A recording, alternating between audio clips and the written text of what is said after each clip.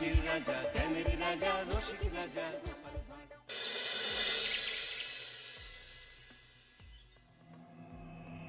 তখন থেকে মহারাজ কি লিখছেন খাতায়? মনে হচ্ছে সকাল থেকে চিন্তা ওনার মাথায়। হ্যাঁ, তাই মনে হচ্ছে। আমাদের সাথে কোনো কথাই বলছেন না, শুধু লিখে চলেছেন। একজন মানুষ মনোযোগ দিয়ে কাজ করছেন আর তোমরা ক্রমাগত বকে চলেছো। না, আসলে মহারাজ কি কারণে চিন্তিত সেটা জানতে না পারলে আমাদেরও চিন্তা হয় বই কি।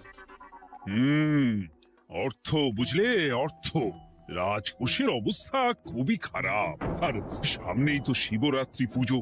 কিভাবে যে কি হবে কিছুই বুঝতে পারছি না। মহারাজ, এরকম হলে এবারে কিভাবে পুজো হবে? শিবরাত্রির পুজোয় তো অনেক খরচ। এত লোকজন আসেন, তাদের জন্য ভোগের প্রসাদের ব্যবস্থা করা তো মুখের কথা নয়। এবার তোমাদের সবাইকে দায়িত্ব নিতে হবে। আমরা সবাই। কি দায়িত্ব মহারাজ? আমি গতকাল তোমাদের রানীমার সাথে এই ব্যাপারে কথা বলেছি। রানীমা কি বললেন মহারাজ? দেখো, তোমরা সব সভাসদেরা যদি মুক্ত হস্তে দান করো, আর রাজকোষ থেকেও যতটা সম্ভব অর্থ সাহায্য দিয়ে এবারে পুজো এবং ভোগের আয়োজন তাহলে সুসম্পন্ন করা যাবে। দানের চেয়ে বড় পুণ্যকর্ম আর কি আছে? যে সভাসদ সবচেয়ে বেশি দান করবে তাকে পরে কিছু অর্থ সাম্মানিক হিসেবে দেওয়া হবে। আচ্ছা মহারাজ। তাহলে আজ রাজসভার আলোচনা এইটুকুই রইল, বাকি কথা পরে হবে।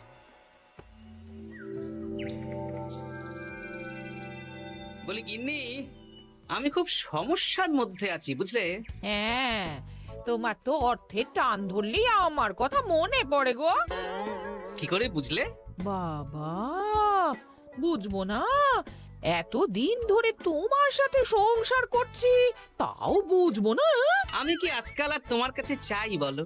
আমার মা আমার নাম রেখেছিল পার্বতী, আর বলেছিল দেখিস তুই ভগবান শিবের মতন বর পাবি। তোমাকে পেয়েছি, কিন্তু সাথে পেয়েছি অভাব। হ্যাঁ, সে যতই অভাব হোক, মন্ত্রী মশাইয়ের মতো স্বভাব তো নষ্ট করিনি গিন্নি। সেই জন্যেই তো তোমার সংসারে পড়ে আছি গো, নইলে কবে এই চাল চুলোহীন সংসার ছেড়ে চলে যেতুম। হ্যাঁ, বলছি শোনো না, এই কিছু মোহরের খুব দরকার। এবার মন্দিরে শিবরাত্রির পুজো হবে, কিন্তু মহারাজ তেমন খরচ করতে পারবেন না। তাই কি? তাই আমাদের সব সভাসদদের বলেছেন দান করবার জন্য। এই দেখো, আমার যা গয়নাগাটি ছিল সবই তো বন্ধক রাখা আছে, নইলে বলতাম। আরে বাবা, সে তো জানি, কিন্তু আর কোনো উপায় নেই। কি বলি বলো তো? দেখি কি করা যায়। আরে বাবা রে বাবা, এত চিন্তা ভাবনা না করে বাবা মহাদেবের ওপর ভরসা রাখো গো, উনি কোনো একটা পথ দেখাবেন। দেখো, দেখা যাক গিন্নি, উনি এখন আমার আশা ভরসা।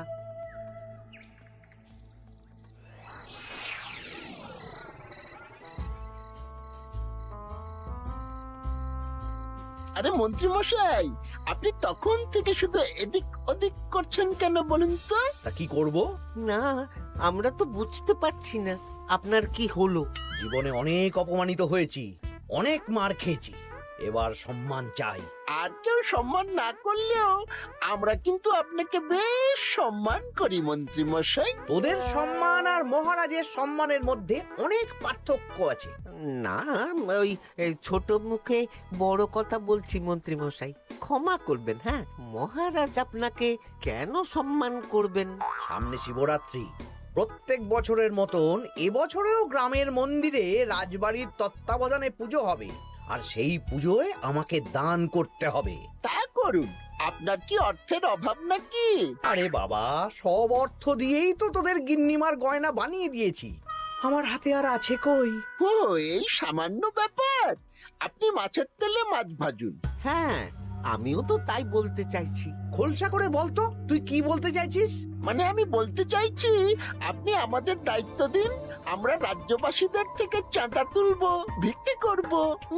আরো অনেক কায়দা করে অর্থ উপার্জন করে আপনার হাতে দেব, আর সেই অর্থ আপনি নিজের বলে চালিয়ে দেবেন। ব্যাস, তাহলে তো আমার 90% চিন্তাই মাথা থেকে নেমে গেল। ব্যাস, আর কোনো চিন্তা নেই।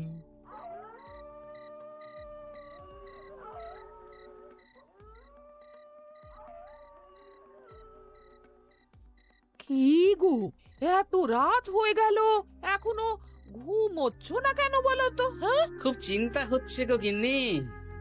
এখনো বুঝে উঠতে পারিনি যে কি করে দান করব। শুধু অর্থদানই কি দান নাকি গো? শিব ঠাকুর তো আমাদের প্রত্যেকের মধ্যেই রয়েছেন গো। হ্যাঁ, তা তো তিনি আছেন। তুমি বরং ভক্তদের সহযোগিতা করো। পুজোর দিন ভক্তরা দূর থেকে যাতে মন্দিরে আসতে পারে সেই ব্যবস্থা করো। মন্দির প্রাঙ্গণ পরিষ্কার পরিচ্ছন্ন রাখো। হ্যাঁ, ঠিক বলেছো গিন্নি, এটা তুমি ঠিক বলেছো।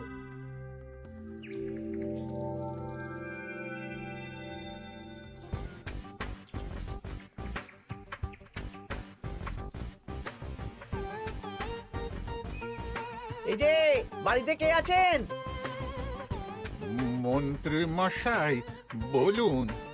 তা প্রত্যেক বছরের মতন এই বছরেও তো শিবরাত্রি উপলক্ষে মন্দিরে পুজো হচ্ছে, জানেন তো?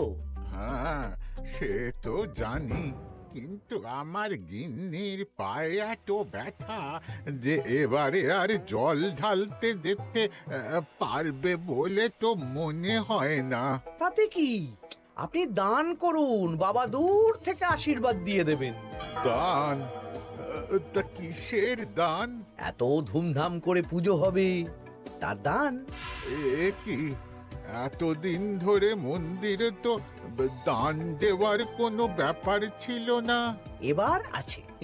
দান করা সবচেয়ে বড় ধর্ম। হ্যাঁ, আমরা বুড়ো বুড়ি খুব অল্প অর্থে সংসার চালাই। আমাদের ছেলে যেটুকু পাঠায় তা দিয়েই চালাই। আমরা আর কি দান করব মন্ত্রী মশাই? দরকার হলে কদিন না খেয়ে থাকবেন, বাবার নামে উপোস করবেন, আর যে দান করবে না আমি তাকে এই রাজ্যে থাকতে দেব না। ওরে বাবা রে, দিচ্ছি দিচ্ছি দিচ্ছি। আর শুনুন, এই দানের ব্যাপারটা যেন 5 কান না হয়, নইলে কিন্তু। ওরে বাবা, না না না, ঠিক আছে ঠিক আছে। আজকে সারাদিনে ভালোই রোজগার হয়েছে, কি বলিস বটা?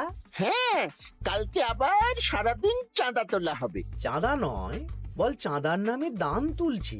হ্যাঁ, আর যা ভয় দেখাচ্ছি, কেউ ভয় মুখ খুলবে না। এই তো যাই, এরকম চলতে থাকলেই আমাকে সেরার সেরা দানি হওয়া থেকে কেউ আটকাতে পারবে না। এই তুমি এই ভর দুপুরে বস্তা কাঁধে নিয়ে কোথায় যাচ্ছ গো? একটু জঙ্গলের দিকে যাচ্ছে গিন্নি, শুকনো কাঠ নিয়ে আসি। পুজোর দিন তো ভোগের রান্না করতে জ্বালানি লাগবে, দেখি শুকনো কাঠ নিয়ে রাজবাড়িতে দিয়ে আসবো। বেশ বেশ বেশ, যাও। হে দেবাদিদেব মহাদেব, তুমি একটু দেখো বাবা।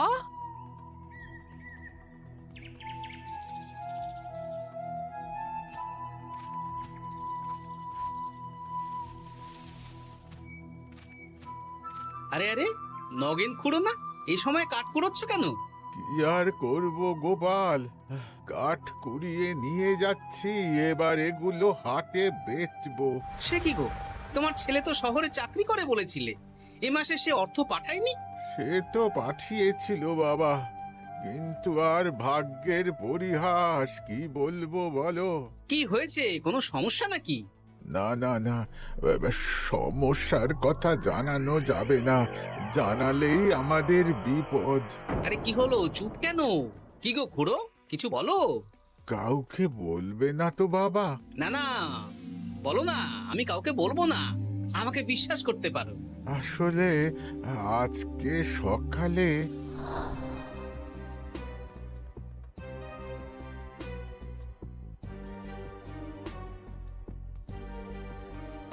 হ্যাঁ, মন্ত্রী মশাই? হ্যাঁ, শুধু আমাদের বাড়ি থেকে না, গ্রামের সব বাড়ি থেকে তুলেছে।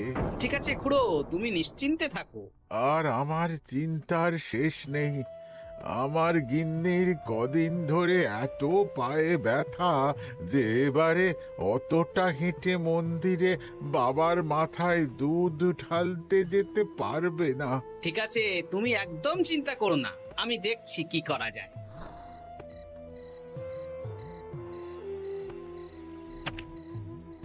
প্রহরী, এটা ভাড়ার ঘরে রেখে দিয়ে এসো। বলো গোপাল দিয়েছে, ভোগ রান্নার সময় জ্বালানি লাগবে তো, তাই এই কাঠ দিয়ে গেলাম। আচ্ছা গোপাল দাদা।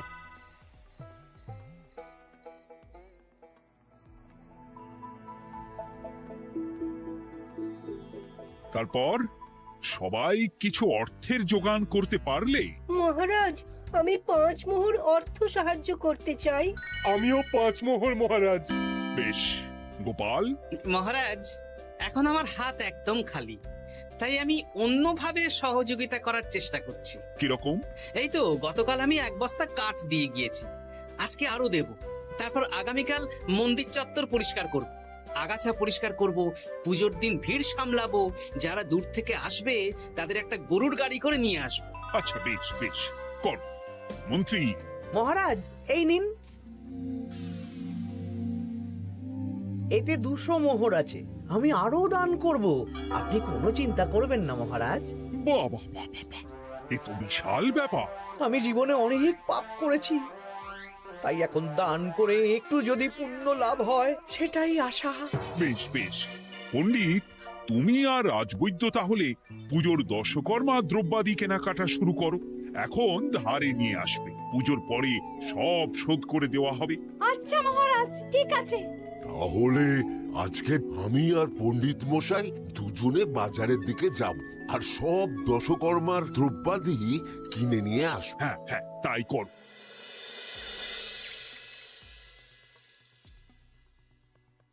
এই ঘটা পুঁটির বাবা একটা কানা করিও চাঁদা দেয়নি। হ্যাঁ, আমার মাথায় একটা বুদ্ধি আছে। কি বুদ্ধি?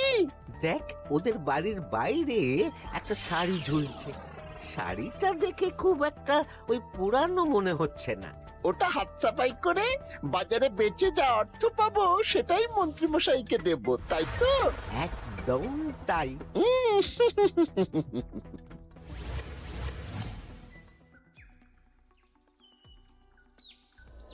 হাই পুটি, দেখ তোদের বাড়ি থেকে বটা ঘটা কাকা শাড়ি চুরি করছে।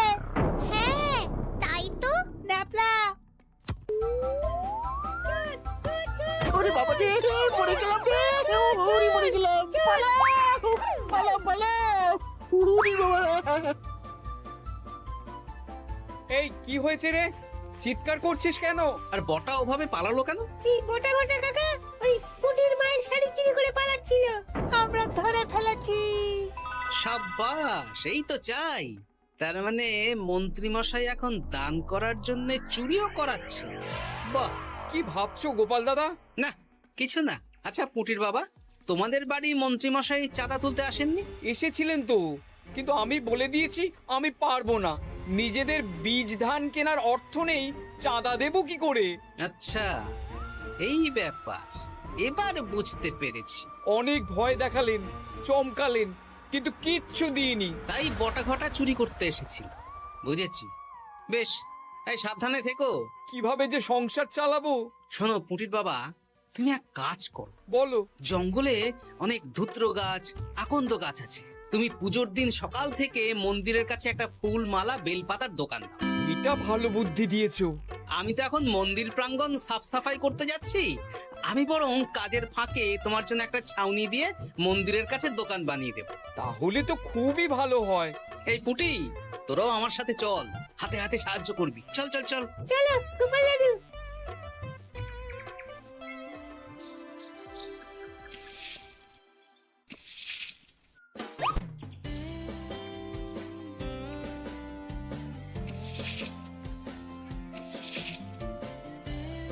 দাদু, এই জায়গাটা গর্ত আছে, তাই মাটি নিয়ে এলাম। এই তো বুদ্ধিমান ছেলে, এবার ঢেলে দে। ব্যাস, এখানটা এবার ঠিক হয়ে গেল। দেখি এবার মন্দিরের পিছনের দিকটা একটু পরিষ্কার করে দিই।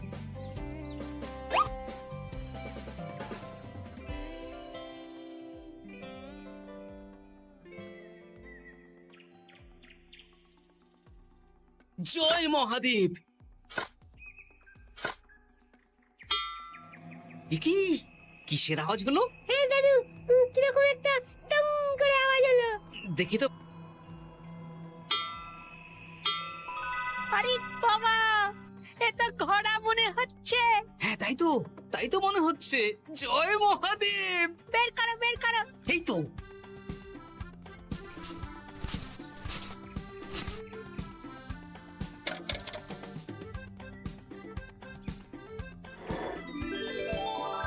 ও দাদু, এ তো সোনার মোহর। জয় মহাদেব, তুমি সত্যি আছো প্রভু, তুমি সত্যি আছো। একই দাদু, তুমি কাঁদছো কেন? সবই মহাদেবের কৃপা। মহারাজ বলেছিলেন দান করতে, মহাদেব নিজেই নিজের পুজোর ব্যবস্থা করে নিলেন রে। হ্যাঁ, তাই তো দেখছি দাদু। তবে শোন, এই কথাটা কাউকে বলিস না। আচ্ছা গোপাল দাদু, আমরা কাউকে বলবো না। হ্যাঁ।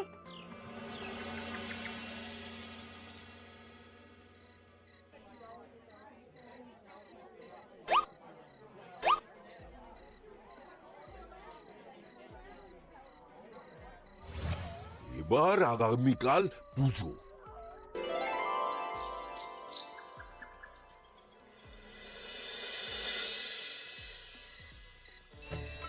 জয় শিব শম্ভু, হর হর মহাদেব। হে প্রভু, হে মহাদেব, জগতের কল্যাণ করো ভোলানাথ। জয় শিব শম্ভু। জয় জয় শিব শম্ভু, জয় শিব শম্ভু। বাবা দেখো বাবা, বাহ বাহ বাহ বাহ, এই তো সব ভালোই হচ্ছে। ভালো তো হবেই মহারাজ। আমি যা দান করেছি, পুজো পাঠ এবারে ধুমধাম করে হবে। দান করে অত অহংকার করতে নেই মন্ত্রী। এক হাতে দান করলে আরেক হাতকে জানাতে নেই, বুঝলে? বুঝেছি মহারাজ।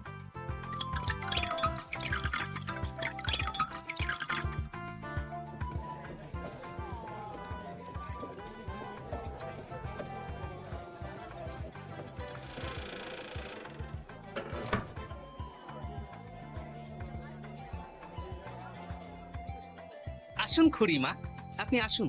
সত্যি গোপাল, তোমার মতো মানুষ হয় না।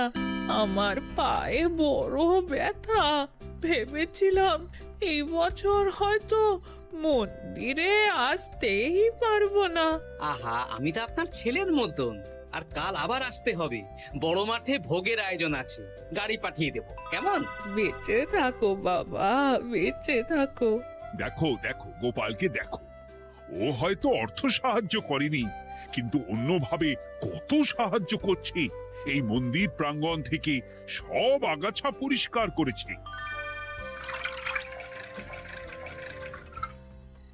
মহারাজ, আপনার সাথে কিছু কথা আছে। কি কথা? এখানে বলা যাবে না, যা বলবো আড়ালে। আচ্ছা চল।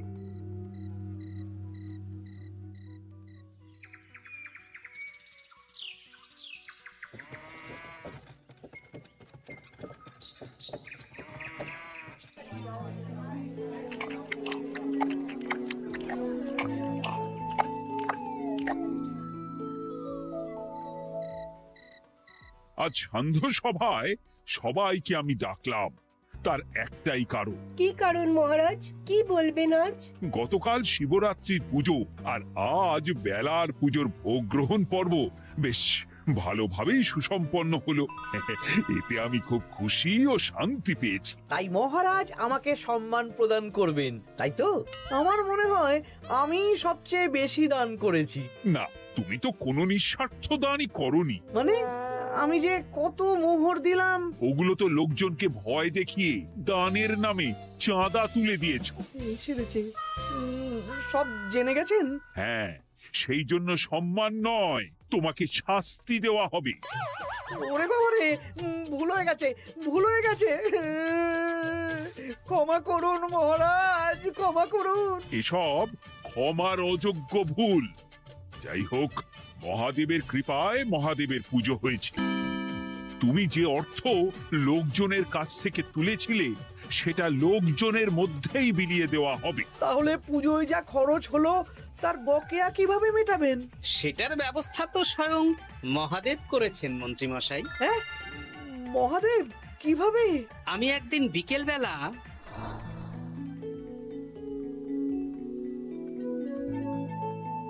ওরে বাবা, এক ঘোড়া সোনার মোহর! হ্যাঁ, এক ঘোড়া সব মহারাজকে দিয়ে দিয়েছি। আর এই দান সংক্রান্ত যে অর্থ সাম্মানিকের কথা বলেছিলাম তা পাবে গোপাল। ধন্যবাদ মহারাজ। তবে মন্ত্রীমশাই যে অর্থ লোকজনের কাছ থেকে বলপূর্বক তুলেছেন সেটা দিয়ে গরিব চাষি ভাইদের বীজ কেনার অর্থ দান করা হবে। আর মহাদেবের কৃপায় যে এক ঘোড়া মোহর পাওয়া গেছে তা দিয়ে বকেয়া মেটানো হবে। সাবাস গোপাল, সাবাস। এই না হলে আমার গোপাল। সাধু সাধু! আর মন্ত্রীমশাইকে কি করা হবে? ওকে কাল শাস্তি দেওয়া হবে।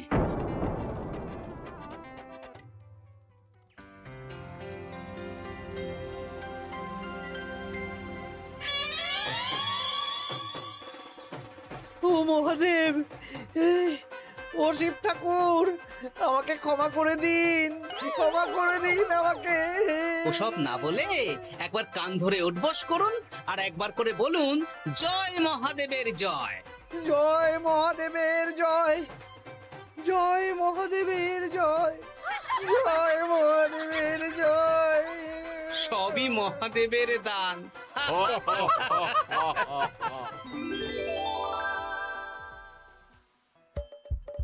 হাসির রাজা জ্ঞানের রাজা রসিক রাজা